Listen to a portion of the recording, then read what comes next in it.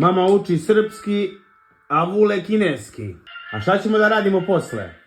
Idemo da se šetamo malo. Ali, Vukan je prošetao samo 2 minuta. Već je umorio. Od čega? Posle, ajmo.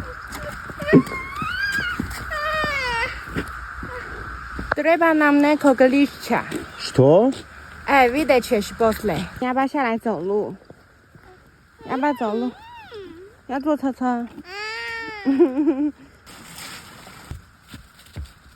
Ponekad pogledam ove naše šetnje i pomislim, eto, zbog ovoga smo se preselili u selo. Zbog mirne prirode i sreće naše porodice. Sve što nam je potrebno je upravo ovdje. Čisti pod Vukane. Kako je lep list. A, baš divan. Idi još srećan.